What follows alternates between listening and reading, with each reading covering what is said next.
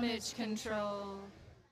Hey, welcome back to Damage Control. I'm here with Yamasaki. We're out at the Mushin Gym. We just finished a great workout, and I wanted to share with you another setup for an arm triangle.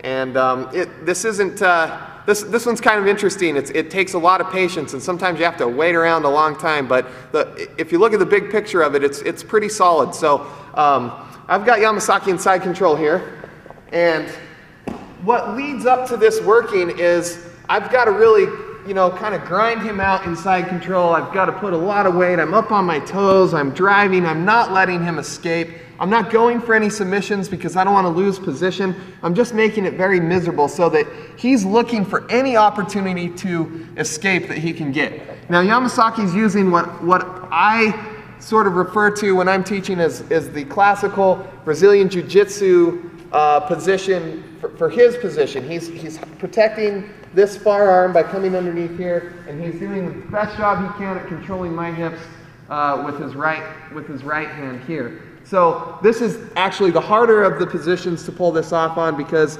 the whole move is based on me getting my head in his armpit. But you're not out of luck if he's here. Okay, you can still make this work. What I'm going to do is, one thing, anytime I have side control, I want to make sure this guy doesn't get the guard back. It's so hard to pass the guard, and when you do, you don't want to lose all that ground you gained. So I'm going to take my right knee, and I'm going to block his hip for a moment here, while I take this arm out, and I'm going to pinch his elbow to his body. I got to get real low and heavy on this because if I'm high and loose, he's going to bridge and escape out. Okay, so my knee's blocking the hip, I'm heavy and low on the arm, and I'm going to shift this way.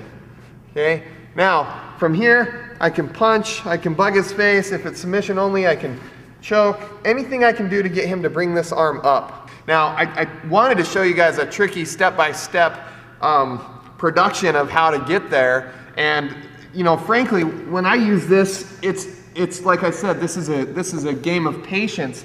I usually just start digging my head in here, and I just take my time and I grind the guy out for so long that he's looking for any way out. So that's far less fancy to show or maybe a little bit harder to grasp. But basically, when I set this up, I just get this arm free because he's holding onto my tricep. So I get this free and I just start working my head down here. And sometimes I may have to lay here for a long time before he starts getting frustrated and decides to try and do different things. Like he may start using his forearm to push my face away or bothering me like that. So as soon as he's gotten that arm out of there, then I can start working it into the armpit. Now, what I'm trying to isolate here is I had an arm to set up an arm triangle. If you take this arm as you're setting this up and you start really grinding this in here, he's going to know something bad's going to happen, and he's going to start defending it before it's even on. So you got to be very careful of that. I want to bring this back and I want to have it in position, but I don't want to bother his neck or threaten him at all because I don't want him to get into a defensive mode.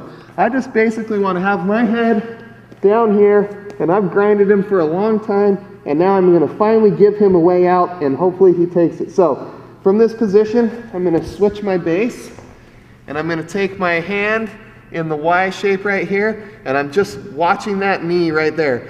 Now, when I first do this, sometimes guys don't react, so what I do, I just continue to let the pressure off and scoot away.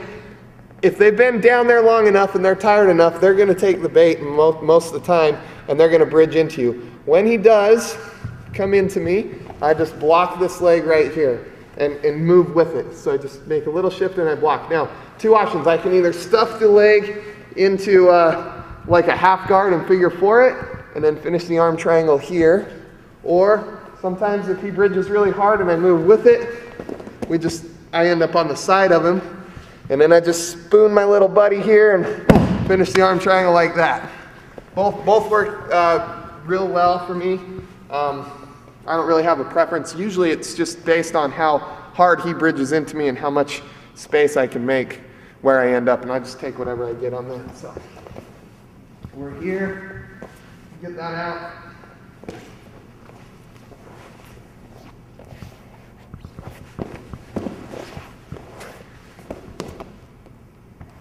Oh, that's almost that neck cutter one. It is. It is. When you get more of the half guard figure four with the legs, it's more of an arm triangle.